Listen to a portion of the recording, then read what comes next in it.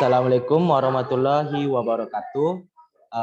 Pertama-tama, perkenalkan, nama saya Ermanto Limbu. Saya dari Prodi Pendidikan Akuntansi Fakultas Ekonomi Universitas Negeri Makassar. Nah, di sini saya akan menjelaskan materi terkait media pembelajaran. Nah, sebelum masuk ke pembahasan, saya akan membacakan pokok-pokok pembahasan yang akan dibahas di video kali ini, yaitu yang pertama, definisi media, kemudian perkembangan media pembelajaran, jenis-jenis media, macam-macam media, fungsi dan tujuan pembelajaran, karakteristik pembelajaran. Nah, kita masuk di pembahasannya. Yang pertama yaitu definisi media. Menurut Hein and Friends dalam Arsyad 2013-4 mengemukakan bahwa media itu sebagai perantara yang menyampaikan informasi antara sumber dan penerima. Definisi tersebut menekankan istilah media sebagai perantara. Nah, menurut Gagne dan Briggs 1975 dalam Arsyad 2013-4 secara eksplisit mengatakan bahwa media pembelajaran mencangkup alat-alat yang secara fisik dia digunakan untuk menyampaikan isi dari bahan ajar tersebut. Nah, dari kedua pengertian tersebut, media itu merupakan suatu alat yang digunakan untuk menyampaikan materi pembelajaran. Sedangkan media dalam arti sempit berarti yaitu komponen bahan dan komponen alat dalam sistem pembelajaran. Dalam arti luas, media itu berarti pemanfaatan secara maksimum semua komponen-komponen sistem dan sumber belajar, di mana dia berfungsi untuk mencapai dari tujuan pembelajaran tertentu.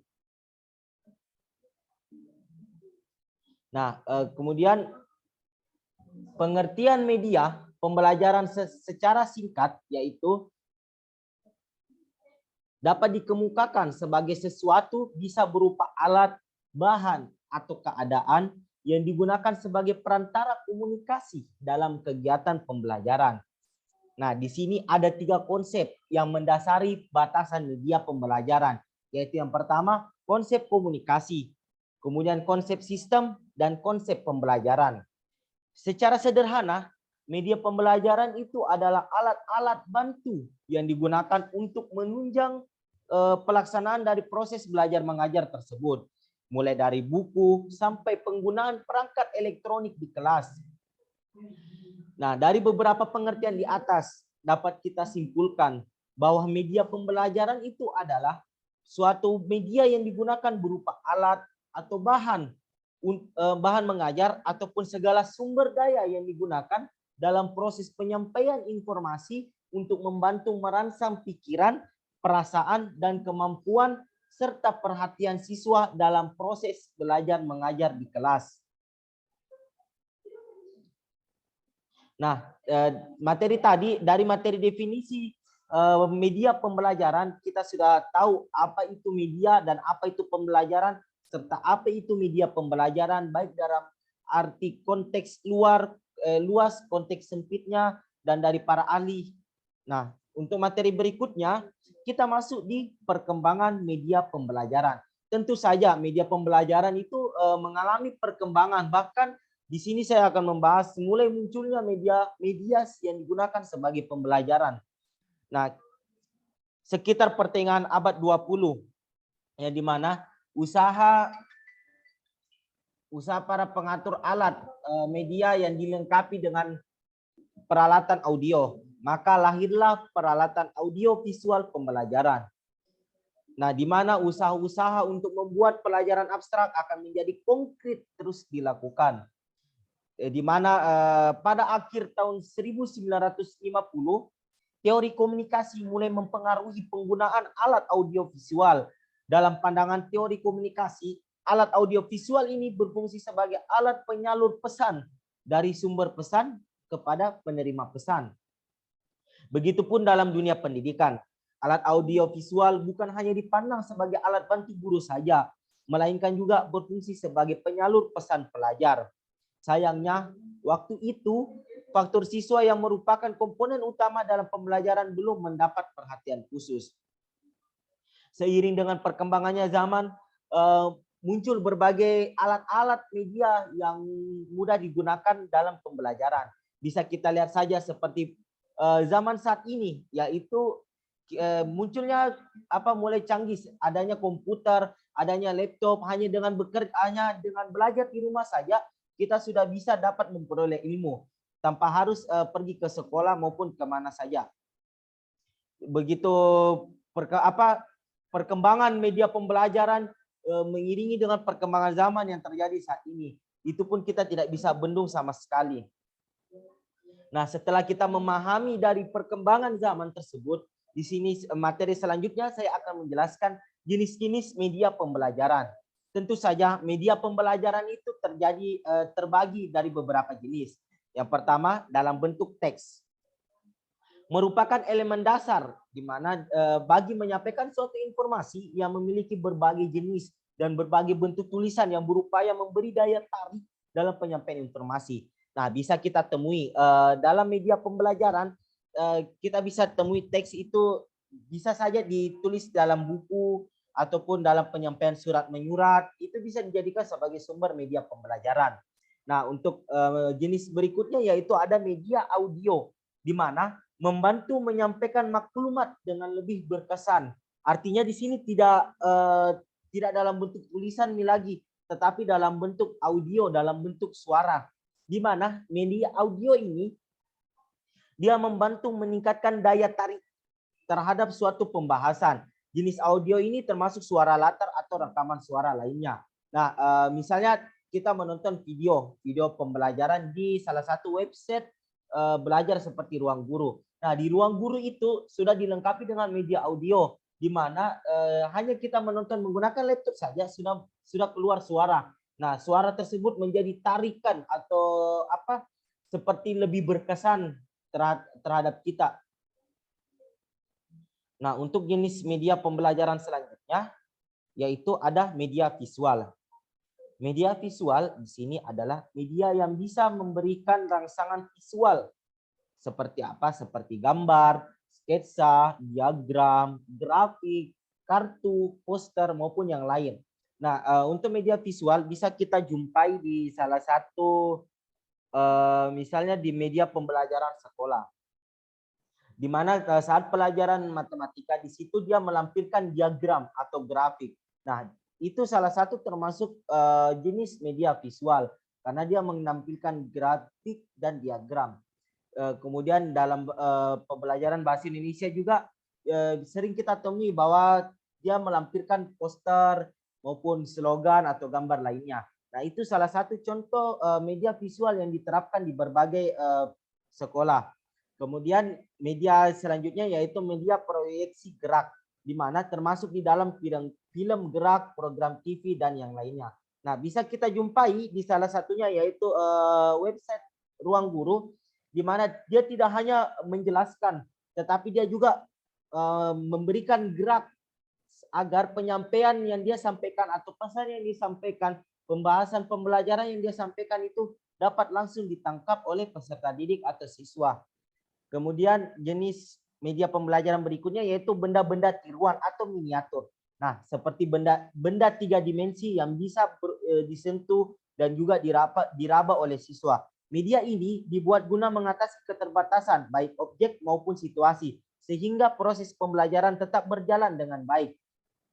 Contoh media pembelajaran yang biasa, benda-benda tiruan yang biasa kita jumpai dalam media pembelajaran yaitu misalnya spidol. Nah, spidol itu tentu saja sebagai penunjang dalam proses pembelajaran di mana agar pembelajaran tetap berjalan dengan baik. Spidol itu digunakan oleh pengajar atau oleh guru di mana dia dalam menyampaikan materinya agar siswa lebih memahami terkait materi yang disampaikan oleh guru. Guru bisa saja menulis di papan tulis dengan menyampaikan pembahasannya. Habis itu, setelah kita memahami jenis-jenis dari media pembelajaran, kita masuk di macam-macam media yang digunakan dalam pembelajaran. Nah, di sini terbagi menjadi 2, yaitu ada media visual dan media audio. Nah, yang pertama kita masuk di media visual. Seperti halnya media lain, media visual ini dia berfungsi untuk menyalurkan pesan dari sumber ke penerima pesan atau dari sumber pengirim kepada penerima pesan. Pesan yang akan disampaikan itu dituangkan dengan dalam bentuk simbol visual.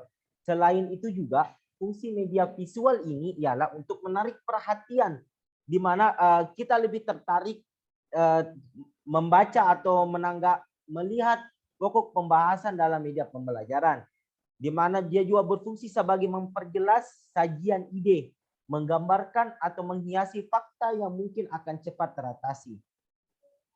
Nah, untuk lebih memahami terkait media visual ini, contohnya yaitu ada gambar atau foto.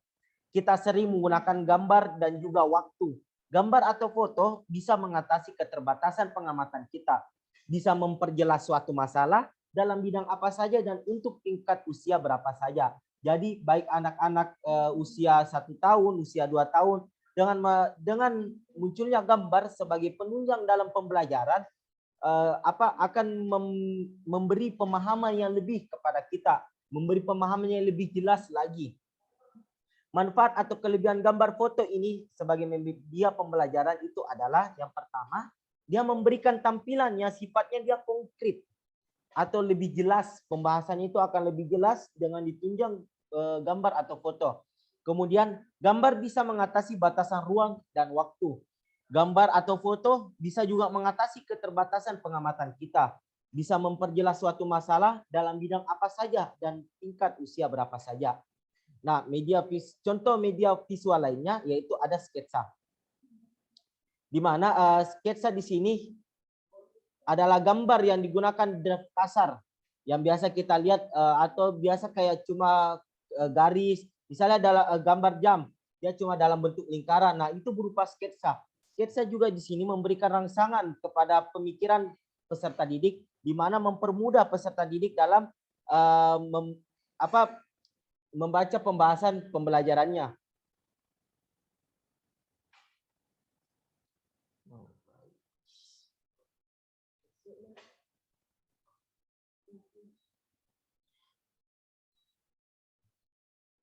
Nah, untuk media pembelajaran visual berikutnya yaitu ada diagram. Nah, diagram di sini berfungsi untuk memperjelas penyajian pesan yang pada umumnya berupa petunjuk. Nah, bisa kita lihat pada pelajaran matematika. Di situ terlihat jelas bahwa dia sering menampilkan berupa diagram yang dimana memperjelas angka-angka yang disampaikan oleh pengajar kepada peserta didik. Lebih memberi pemudahan pemahaman kepada peserta didik. Nah, contoh media pembelajaran berupa visual yang selanjutnya adalah grafik, di mana grafik disusun berdasarkan prinsip matematika dan juga menggunakan data komparatif. Jadi grafik itu adalah gambar sederhana yang biasa dia menggunakan titik-titik, garis atau simbol verbal yang dimana dia berfungsi untuk menggambarkan data kuantitatif secara teliti. Bisa saja kita lihat di kayak simbol pramuka ada garis titik-titik. Nah, itu salah satu contoh grafik yang dimana digunakan dalam pembelajaran untuk mendukung media pembelajaran. Selanjutnya, media visual selanjutnya yaitu ada kartun. Kartun merupakan suatu gambar interpretif yang dimana dia menggunakan simbol untuk menyampaikan suatu pesan secara cepat dan ringkas, suatu sikap terhadap orang, situasi maupun kejadian tertentu. Nah, setelah kita memahami terkait materi dari media audio, kita masuk ke media visual.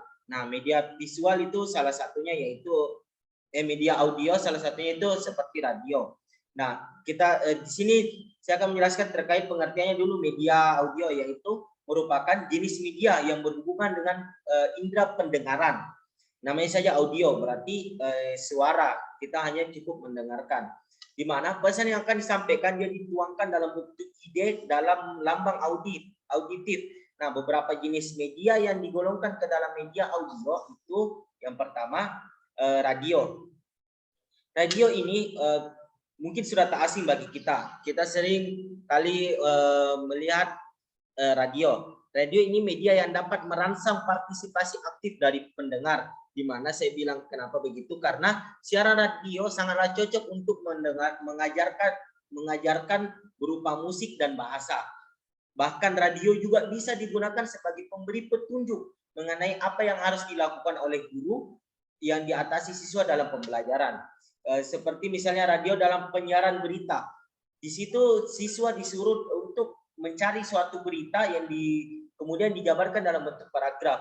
Nah, tentu saja radio sebagai penunjang pembelajaran sangat membantu siswa, di mana karena hanya berupa radio, siswa bisa mendengarkan berita-berita, dan radio pun mudah didapatkan dan mudah kita bawa kemana-mana. Tentu saja di HP ada radio. Nah, kemudian contoh media audio berikutnya, yaitu alat perekam magnetik. Tentu saja ini seperti kayak baru kita dengar. Nah, alat ini adalah salah satu media yang mempunyai peran yang sangat penting, di mana dalam penyampaian keakuratannya sebuah informasi. Melalui media ini kita bisa merekam audio, mengulangnya dan juga menghapusnya.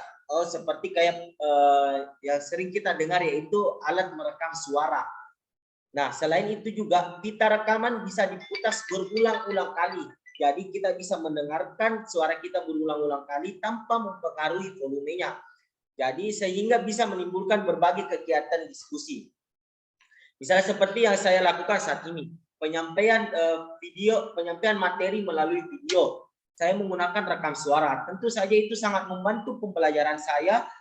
Pembelajaran sangat menunjang sekali, karena di mana saya bisa merekamnya, kemudian mengulang dan juga menghapusnya. Saya bisa mendengarkannya berkali-kali. Nah, setelah kita membahas tadi macam-macam dari media pembelajaran, di sini kita harus mengetahui kembali apa sih fungsi dan tujuan dari media pembelajaran tersebut.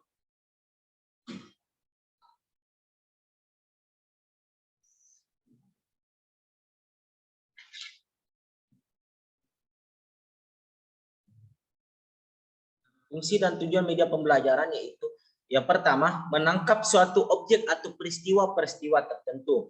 Nah, bisa kita lihat peristiwa-peristiwa penting atau objek yang lengkap dapat diabadikan dengan foto, film, direkam dia melalui video atau audio. Kemudian peristiwa tersebut disimpan dan dapat digunakan manakala dibutuhkan.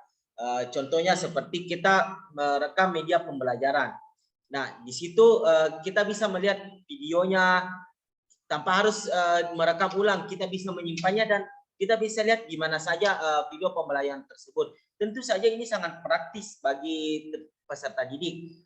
Jadi ketika peserta didik tidak terlalu memahami penyampaian seorang pengajar di sekolah, dia bisa saja bisa melihat kembali video ataupun rekaman yang dia rekam pada saat guru menyampaikan penjelasannya, dan dia bisa menyaksikan di mana saja dan kapan saja, tanpa harus ke sekolah lagi untuk meminta penjelasan kepada guru tersebut.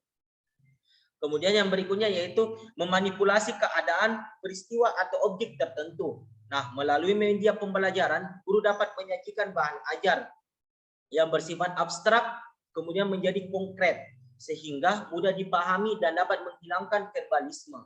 Contohnya seperti apa? Yaitu misalkan untuk menyampaikan bahan pelajaran tentang sistem peredaran darah pada manusia, dapat disajikan melalui film.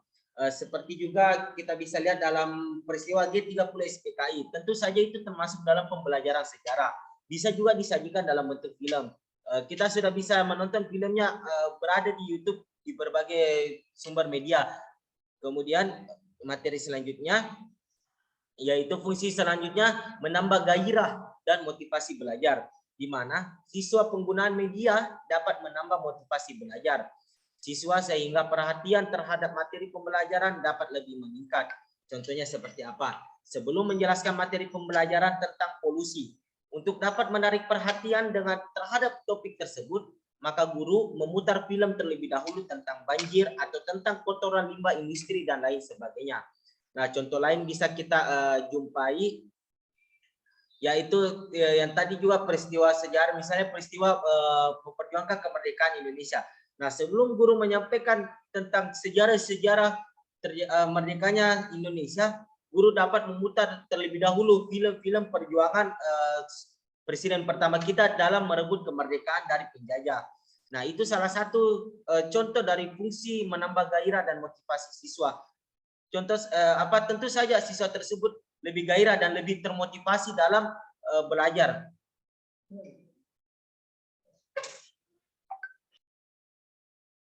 Nah, fungsi dan tujuan media pembelajaran selanjutnya yaitu media pembelajaran dinilai memiliki nilai yang sangat praktis. Sebagai apa? Yang pertama, kita bisa lihat media dapat mengatasi keterbatasan, dapat mengatasi segala keterbatasan. Kemudian keterbatasan pengalaman yang dimiliki oleh siswa. Yang kedua, yang itu di mana media dapat mengatasi batas ruang kelas. Nah, setelah kita mempelajari tadi, setelah kita mengetahui fungsi dan tujuan dari media pembelajaran, materi selanjutnya kita akan membahas tentang karakteristik dari media pembelajaran. Nah, ya karakteristiknya yaitu yang pertama media grafis. Media grafis dia termasuk itu salah satu contoh media visual yang dimana dia berfungsi untuk menyalurkan pesan dari sumber ke penerima pesan, di mana pesan itu tentu saja bisa dituangkan melalui lambang ataupun simbol komunikasi visual.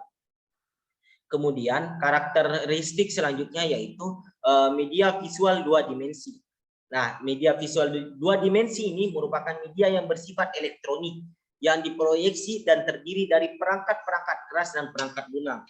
Tentu saja kita sering jumpai media visual dua dimensi. Contohnya seperti apa? Yaitu laptop dan komputer, di mana di dalam laptop dan komputer tersebut terdiri dari perangkat-perangkat keras dan perangkat lunak yang bisa menunjang keberhasilan atau pemahaman siswa terhadap pembelajaran.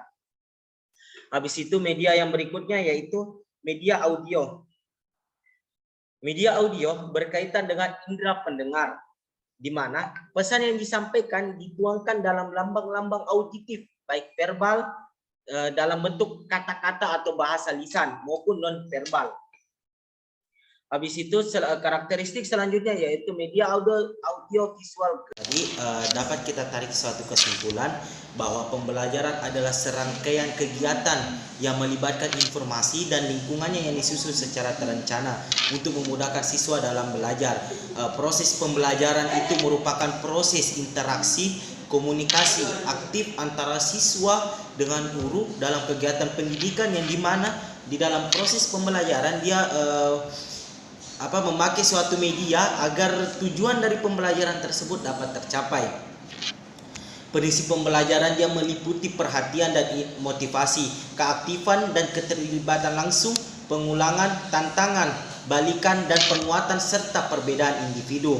Nah, faktor yang mempengaruhi dari proses pembelajaran diantaranya adalah siswa, pendidik, kurikulum, sarana dan prasarana, tenaga non-pendidik, serta lingkungan sekitar. Faktor pendukung yang itu berupa peran guru di mana sebagai agen pembelajaran berfungsi untuk meningkatkan mutu pendidikan nasional dengan cara menggunakan media-media pembelajaran yang lebih interaktif. Di mana dapat berupa film yang bersuara. Yang seperti tadi saya bilang, sebelum guru, contoh saja, sebelum guru ingin menyampaikan materi terkait polusi, maka dia bisa memutarkan film yang mengenai bencana banjir, bencana tanah longsor, seperti itu. Nah, sekian materi yang saya sampaikan terkait konsep media pembelajaran. Mohon maaf apabila dalam penyampaian materi saya masih kurang jelas pemahamannya, kurang jelas sehingga kurang jelas dipahami. Dan mohon maaf apabila dalam penyampaian saya terdapat kata atau kalimat yang kurang berkenan di hati kalian. Kesalahan itu datang dari diri saya sendiri dan kebenaran itu milik Tuhan yang Maha Esa. Wabillahi taufiq hidayah. Terima kasih atas perhatiannya. Semoga video saya ini bermanfaat bagi diri saya sendiri dan bagi kita semua. Wabillahi taufiq hidayah. Wassalamualaikum warahmatullahi wabarakatuh.